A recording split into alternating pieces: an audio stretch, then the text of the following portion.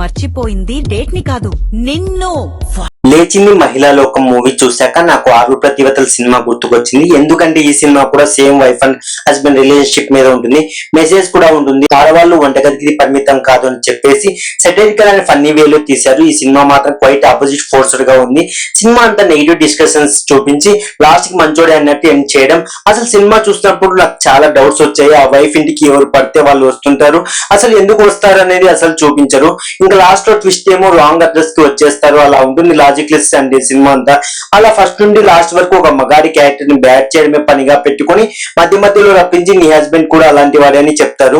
సొసైటీలో రియాలిటీని చూపిద్దామని ట్రై చేశారా, లేదా వైఫ్ పక్క వాళ్ళ మాటలు విని నెగిటివ్ గా ఈజీగా హస్బెండ్ మీద ప్రేమ నమ్మకం కోల్పోతుందని చెప్తున్నారా? ఈ సీన్స్ బాగా రిఫ్లెక్ట్ అవుతుంది సినిమాలో. కామెడీ అసలు వర్కౌట్ కాలేదు, రియాలిటీకి చాలా దూరంగా ఉండే సీన్స్. కానీ ఆ సెటప్ కానీ ఆ ట్రాక్ అండ్ కన్క్లూజన్ వల్ల కాన్వర్జేషన్స్ ఏది నాకైతే వర్కౌట్ అవ్వలేదు.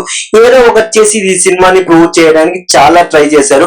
పర్ఫార్మెన్స్ అంటే అందరూ బాగా చేశారు, కానీ పూర్ రైటింగ్స్ వల్ల ఏ సీన్స్ కూడా వర్కౌట్ అవ్వలేదు. ఏదో ఒకటి డైలాగ్ చెప్తే అయిపోతుంది అన్నట్టు అనిపించాయి. సెటైర్స్ కూడా సిల్లీగానే అనిపించాయి. అన్నెసరీగా నీట్ లేకుండా కావాలని ట్రాక్ చేసినట్టు క్లియర్ గా అనిపించింది. అసలు కొంచెం కూడా ఎంగేజింగ్ అనిపించలేదు. ఇక్కడ మెసేజ్ ఉన్నది ఎందుకులే అవసరం అన్నట్టు అనిపించింది నిజంగా చెప్పాలంటే.